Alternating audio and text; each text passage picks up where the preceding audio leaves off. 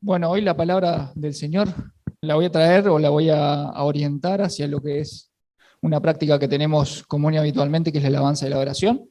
Un poco porque es en lo que me he vinculado en el servicio durante muchos años en la otra congregación a la que asistía.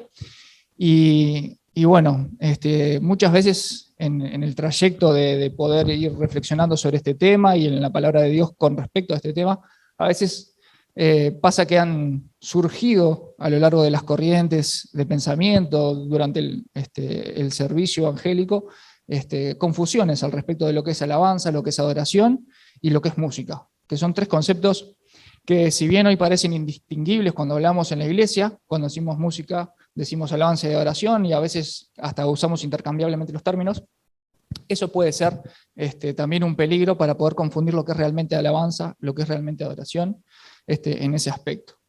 Podríamos pensar y preguntarnos acerca de qué es la música realmente en términos genéricos, cómo nos influye la música, no solamente cristiana, sino la no cristiana también, que me imagino que todos escuchamos, hasta pasivamente cuando vamos al supermercado, la música nos influye y nos va llenando cada vacío y cada momento de silencio que hasta queremos tener. A veces queremos estar en silencio y en paz.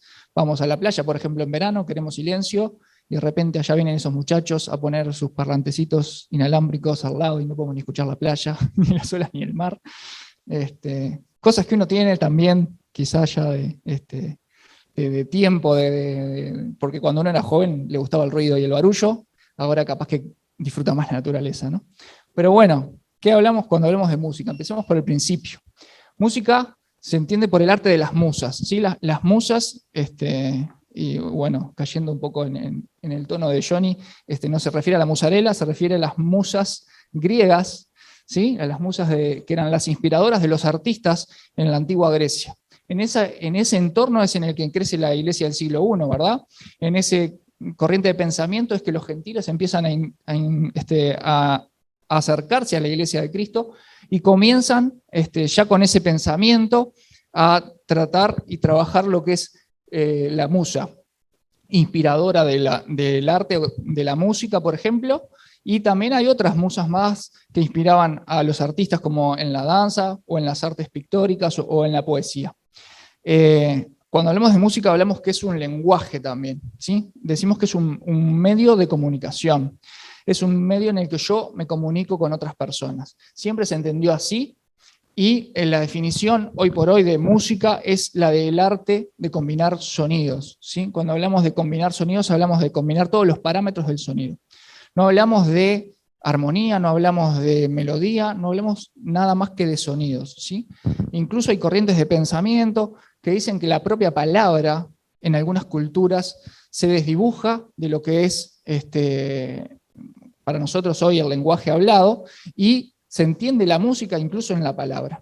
Por eso muchos piensan que hasta en la creación Dios, cuando estaba hablando, estaba de alguna manera componiendo su gran obra, que es la creación, ¿sí? Dios al hablar dijo y vio que era bueno todo lo que iba creando mientras hablaba. Y esa misma palabra era música, y era la música de la creación.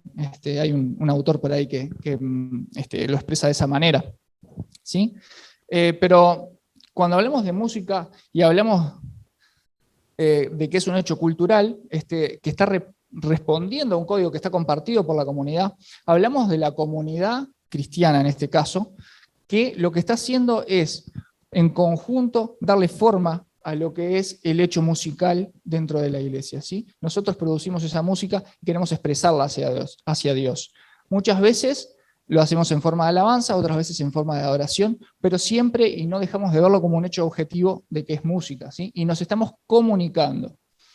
Es decir, que nos permite comunicarnos y expresarnos delante de Dios, ¿sí? En forma pública o privada.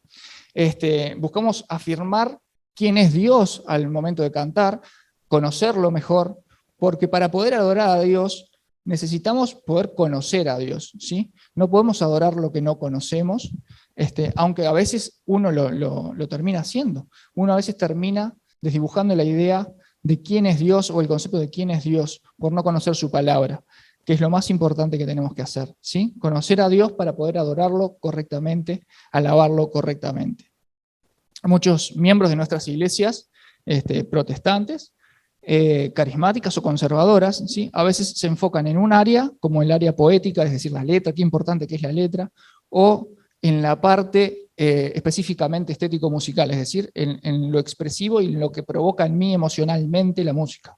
Pero ambos son importantes. No puedo desdibujar a la persona de lo que es lo racional de lo emocional. Somos un ser completo en Cristo y tenemos que entenderlo. Y esa experiencia es un balance entre ambos, ¿sí? Y alabanza y adoración incluyen ambas cosas, ¿sí? Pero hoy lamentablemente pasó de ser un instrumento la música, una herramienta que usamos para alabar y adorar a Dios, para hacer el significado de la adoración y la alabanza, lo cual es un error, ¿verdad? Y es algo que tenemos que tener cuidado al usar la terminología. Generalmente caemos en la costumbre común de terminar diciendo, bueno, vamos a cantar 3 canciones de alabanza, 2 de adoración, y después pasamos a la ofrenda o pasamos y caemos en eso, ¿verdad? Y en verdad todo el culto debiera ser alabanza y adoración a Dios. Todo el culto debiera expresar lo que es nuestra alabanza y nuestra adoración a Dios, ¿sí? Vamos a pasar a leer un pasaje en Segunda de Crónicas, capítulo 7. Segunda de Crónicas, capítulo 7, versículo 1. En este pasaje en particular nos encontramos en una escena bastante peculiar. Han pasado muchos años, el pueblo estaba deseoso, Salomón mismo estaba deseoso de poder tener allí la presencia de Dios dentro de un lugar tan especial como lo era el templo que David tanto anhelaba y quiso construir pero no pudo, el templo que al que David tuvo que ir como acumulando los materiales porque él no se le permitió construirlo por tanta sangre derramada durante las luchas y las guerras que tuvo en su vida, pero sí le fue otorgado a su hijo Salomón. Y acá estamos con Salomón frente al pueblo, dedicando el templo, ¿sí? Salomón acaba de terminar una oración en el capítulo 6, muy emotiva, en la que está comprometiendo al pueblo en su compromiso de vida con Dios y para con Dios. Es un compromiso que después va a ser reafirmado de parte de Dios en el siguiente capítulo, en el capítulo 8. Dios habla ahí a solas con Salomón en la noche y lo reafirma. Dice así, el 2 Crónicas capítulo 7, versículo 1. Cuando Salomón acabó de orar, descendió fuego de los cielos y consumió el holocausto, y las víctimas y la gloria de Jehová llenó la casa. Y no podían entrar los sacerdotes en la casa de Jehová, porque la gloria de Jehová había llenado la casa de Jehová. Cuando vieron todos los hijos de Israel descender el fuego y la gloria de Jehová sobre la casa, se postraron sobre sus rostros en el pavimento y adoraron y alabaron a Jehová diciendo, porque Él es bueno y su misericordia es para siempre.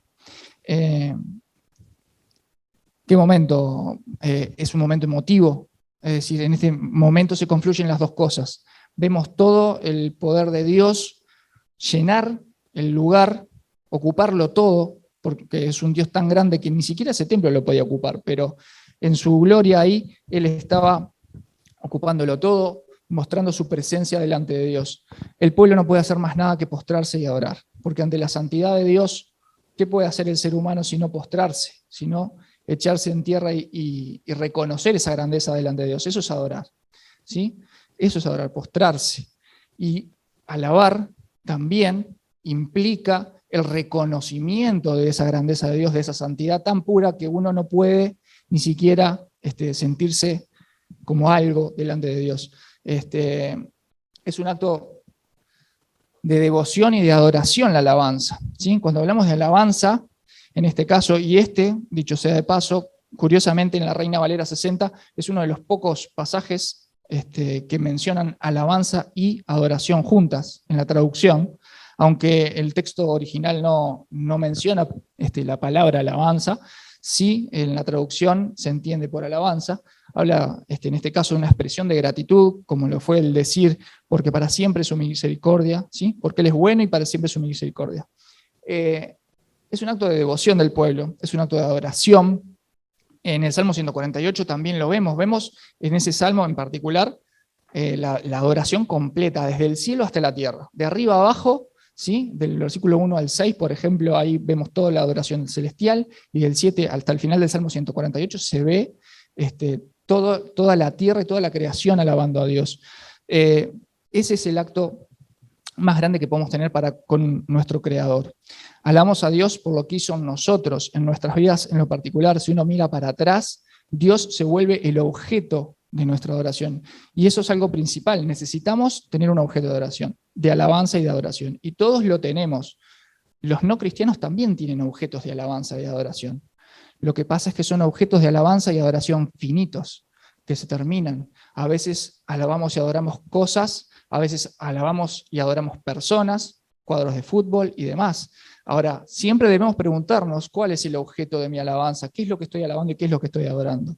El pueblo acá lo podía reconocer, lo podía ver ese Dios tan grande y lo lograba adorar por eso. Nosotros debemos tener en vista quién es Dios, conocerlo a Dios, preocuparnos por buscar en su palabra y conocer a Dios, ¿sí? Acá había un compromiso muy grande del pueblo de conocer a Dios y de estudiar su palabra para poder alabarlo correctamente. Observen en este pasaje mismo, el pueblo no está haciéndolo porque tenía que hacerlo. Bueno, en la ley de Moisés dice que tenemos que alabar y adorar a Dios. No era un deber, era una respuesta, ¿sí? Yo debía adorar a Dios o alabarlo en la ley. Bueno, por supuesto que si se expresa que es necesario, estás y se desprende de ahí. Pero el pueblo responde, ¿sí?, a una en la alabanza y la adoración, sin que nadie le diga, bueno, ahora pónganse de pie, ahora siéntense, ahora, como lo hacemos habitualmente, ¿se dieron cuenta? En nuestros cultos generalmente hacemos eso, y no digo que esté mal, pero nuestra alabanza y nuestra adoración y nuestra expresión como alabanza y adoración es de un corazón en comunión con Dios y con Cristo, y debiera hacerlo así siempre, ¿sí? Uno debe estar cerca de Dios y alabarlo porque Él lo merece, ¿sí? El Salmo 148:14 dice, ¿sí?, que lo alaban los que están cercanos a Él. El 145 también lo expresa. No depende de sentimientos, de emociones. A veces uno puede tener o no tener ganas de cantar, puede o no tener ganas de alabar y de adorar a Dios. Pero no depende de los sentimientos, no es como yo me sienta, sino que es algo que debe ser una respuesta ante lo grande que es Dios. Y estoy seguro que si uno se pone a pensar en las bendiciones y en los beneficios que Dios tiene, como dice el Salmo 103, ¿verdad? Cuando yo pienso en los beneficios que Dios me da, ¿cómo no puedo alabar a Dios? ¿Cómo no puedo adorarlo? Pablo y Silas, que estaban en prisión, no sé si recuerdan esa escena, Pablo y Silas cantaron alabanzas a Dios, y más allá que ahí estaba mezclada la música y la alabanza con Dios, ellos alabaron a Dios sin ver la circunstancia. Ellos no cantaron para liberarse. El propósito de ellos al cantar no era que se abrieran las cadenas y salir, era alabar a Dios. Porque incluso en sus cadenas ellos podían sentirse gozosos de estar alabando a Dios. Adoración. Bueno, aquí lo vemos en postrarse, es inclinarse, es literalmente lo que está sucediendo aquí en el capítulo 7. Es cuando uno se postra delante de Dios, cae ante la presencia de Dios por quién es Él, ¿sí? Es el siervo que se inclina y se humilla ante su Señor. En Éxodo 4:31, Israel se entera que Dios lo iba a liberar de Egipto y se inclina en adoración reconociendo quién es Dios. Desde allí en adelante viene una historia de adoración a Dios. Somos libres del pecado por gracia, somos libres, y cuando nos enteramos que Dios nos liberó, cuando nos convertimos y entendimos eso, y que fuimos elegidos por Dios para ser siervos de Él, ahí nos podemos dar cuenta y podemos postrarnos y adorar a Dios, pero lo podemos hacer cada día debemos reconocer cómo Dios nos ha liberado y debemos estarlo adorando en una vida continua de adoración y de alabanza. Adorar es un aspecto de sincera comunión, no es un deber, es una respuesta también, al igual que la alabanza. Y como respuesta también requiere una acción. Tenemos que hacer algo, no podemos alabar y adorar quedándonos quietos, ¿verdad? Y no me estoy refiriendo acá a movimiento, a nada por el estilo de danzas, ni nada por el estilo, sino de una acción al momento de servir, ¿sí? Uno puede adorar y liberar de diferentes formas, puede adorar de diferentes formas, alabar de diferentes formas, pero la acción principal es el servicio y la obediencia. Y eso es lo que tenemos que entender. Más allá de las formas y las estructuras de diferentes iglesias, Uno adora cuando sirve y cuando ayuda al prójimo. Desde ahí es que estamos empezando a adorar, ¿sí? A humillarnos delante de Dios, a agachar la cabeza y reconocer que Él es el Señor y Él es el que manda y no nosotros. Ahí es cuando nosotros ponemos nuestra confianza en Dios realmente, lo que es la fe. No poner la confianza en nosotros, no poner la confianza en las decisiones que nosotros tomamos, sino salir un poquito de la silla de gobierno de nuestro corazón y dejársela a Dios, que es el que merece realmente la adoración. Y por eso es tan importante el conocer a Dios. Conocer a Dios define nuestra adoración. Si no conocemos a Dios, si no tenemos una amistad con Dios, si no tenemos un relacionamiento personal día a día, ¿cómo podemos adorarlo? Si no sabemos ni quién es. ¿Cómo podemos adorar a alguien o amar a alguien que no conocemos? Debemos pasar tiempo, debemos inclinarnos delante de Él, y a veces eso es lo más difícil, ¿verdad?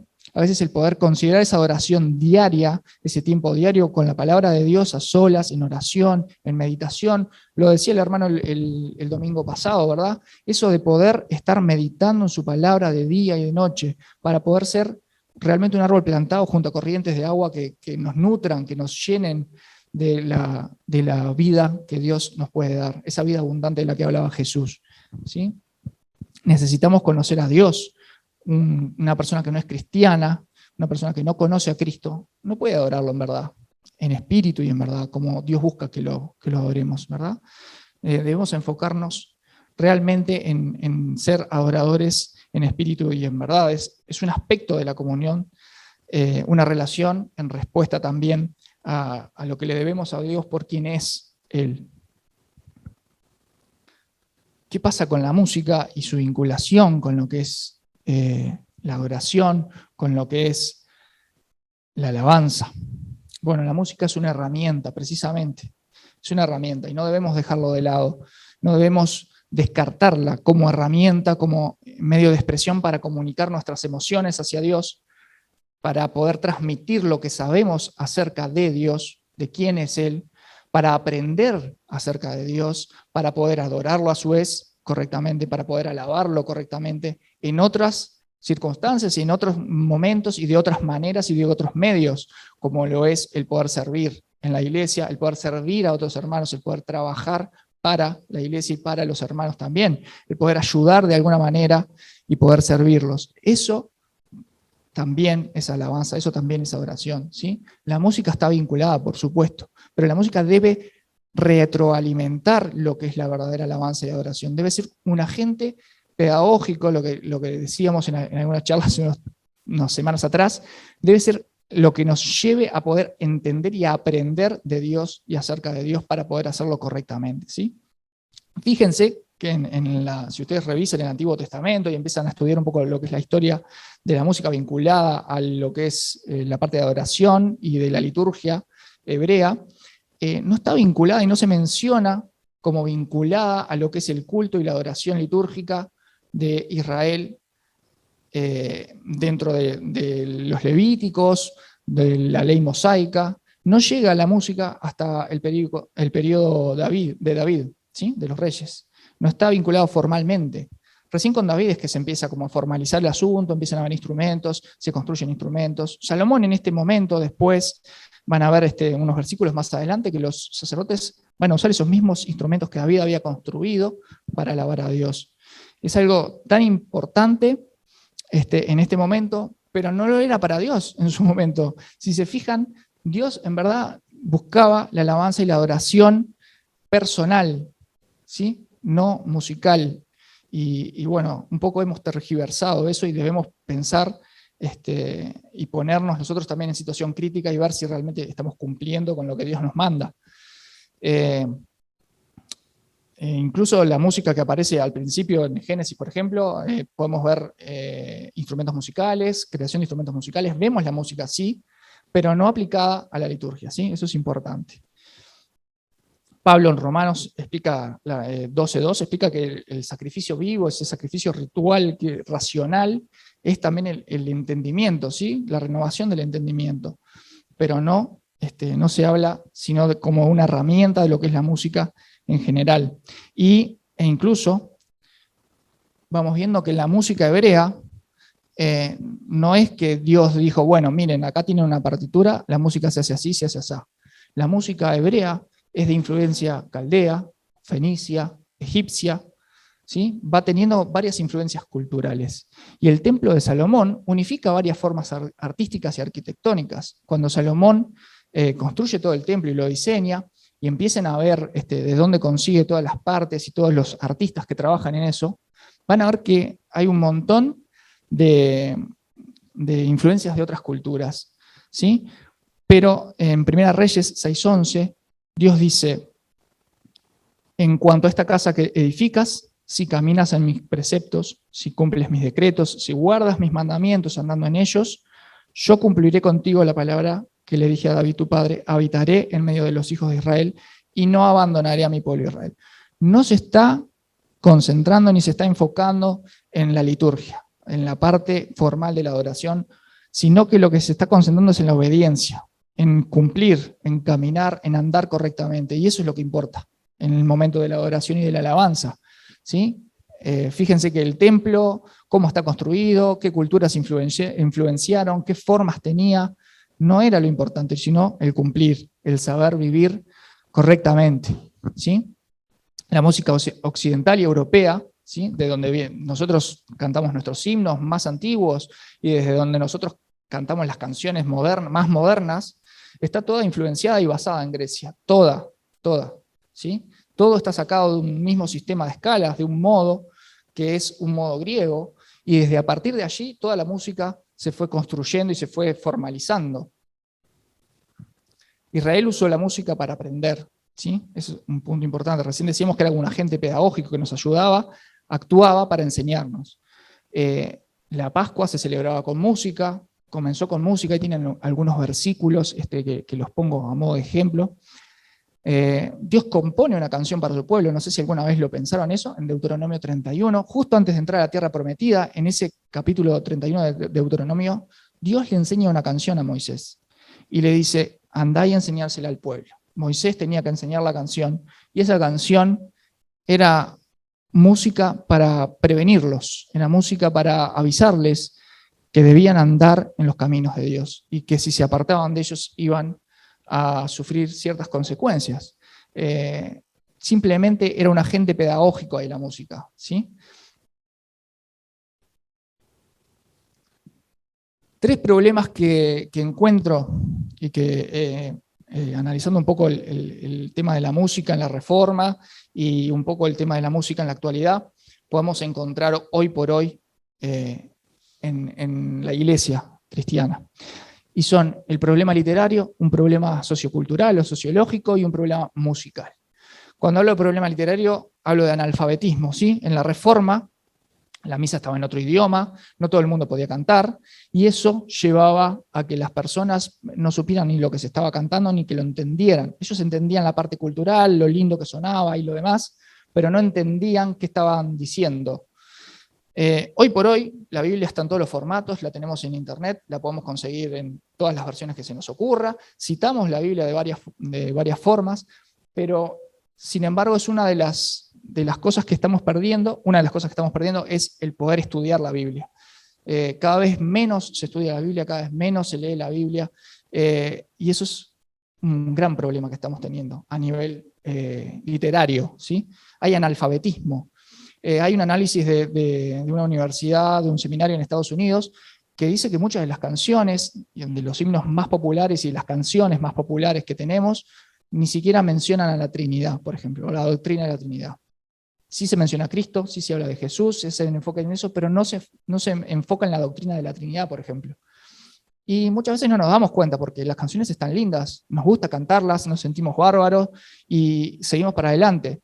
Pero ¿cuántas veces nos paramos a pensar realmente qué es lo que estamos aprendiendo de esas canciones? ¿Qué es lo que estamos realmente diciéndole a Dios, devolviéndole a Dios? Porque muchas veces adorar también es devolverle a Dios, decirle a Dios cosas, es orar, ¿sí? Cuando cantamos estamos orando.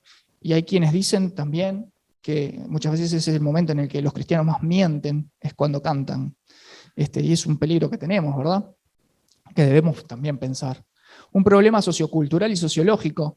En la época de la Reforma solo el clero cantaba, porque eran los que sabían música, eran los que sabían cómo hacerlo. Entonces el pueblo escuchaba, Ustedes escuchen, nosotros sabemos hacerlo y cantamos.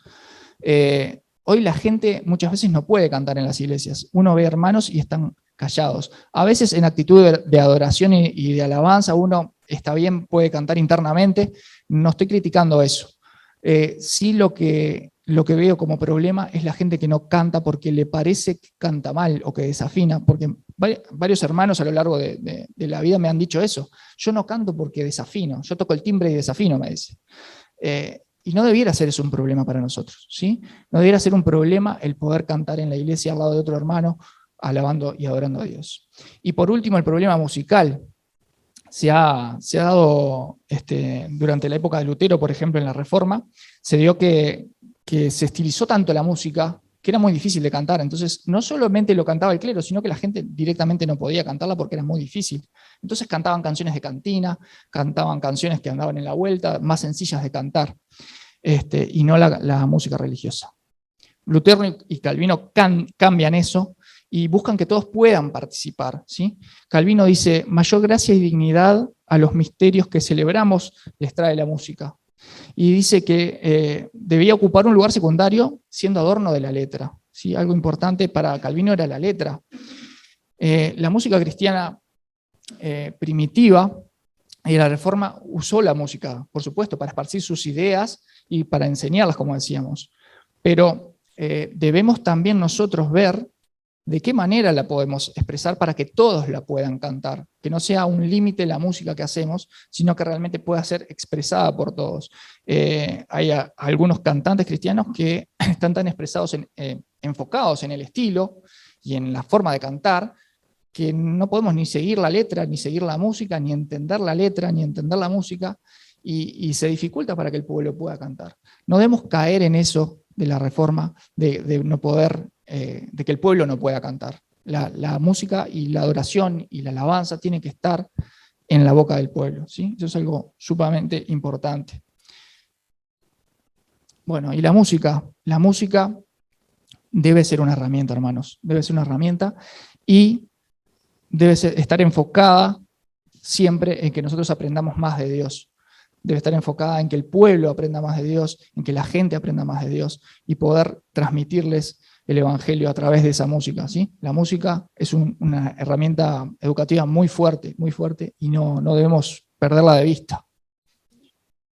Esta imagen es un cuadro de una batalla en la que participó Enrique V, la batalla de Agincourt, que fue ganada por Enrique V. Y se dice que el rey estaba pensando en ese momento que esta victoria le iba a traer grandes honores, que iba a ser muy grande a través de esa victoria. Entonces llamó a un capellán y le pidió que diera la lectura de un salmo, el Salmo 115, versículo 1. Eligió el capellán. Y lo leyó y dijo, no a nosotros, oh Jehová, no a nosotros, sino a tu nombre sea la gloria. El rey bajó de su caballo e hizo lo mismo toda la caballería. Se inclinaron, postraron su rostro en tierra y adoraron a Dios, porque se dieron cuenta que la alabanza y la gloria debía ser dada a Dios, no a ningún ser humano, porque Él es el que gana las batallas, Él es el que da las victorias.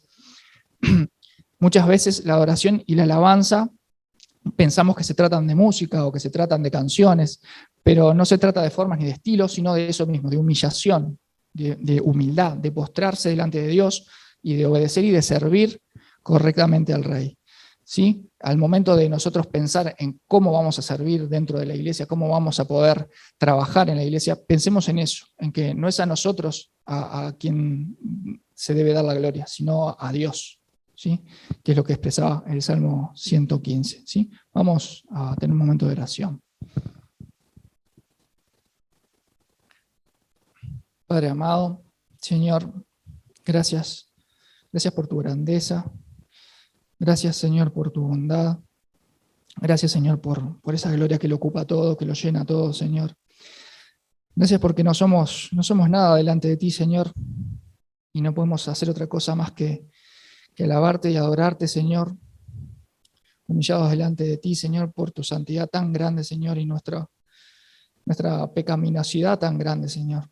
Te pedimos perdón, Señor, porque no somos dignos de ti, pero sin embargo tú en tu infinita bondad, Señor, nos elegiste algún día, nos llamaste para poder servirte, para poder alabarte, para poder adorarte, Señor. Fuimos creados para alabanza de tu gloria, Señor. Ayúdanos a vivir vidas que reflejen esa alabanza, esa adoración, Señor, a cada paso. Perdonanos cuando no lo hacemos, perdonanos cuando nos erramos, cuando fallamos. Ayúdanos a levantarnos, Señor, porque tuya es la victoria, Señor, tuya es la gloria y no nuestra, Padre. No somos dignos de recibir tanta misericordia, Señor, pero sin embargo tú ahí estás en la forma de tu Hijo Jesús para traernos la victoria cada día, Señor, sobre el pecado. Ayúdanos a cada día levantar, Señor, nuestra bandera en alto, Señor, mirándote a los ojos y poder pensar, Señor, en las cosas de arriba, como decía Pablo, Señor. Ayúdanos también entre hermanos a poder trabajar juntos, Señor, para servirte mejor, para que, como decía hoy el hermano, en unidad podamos servirte, podamos adorarte, podamos alabarte, Señor, como un pueblo, Señor amado. En el nombre de Jesús, amén.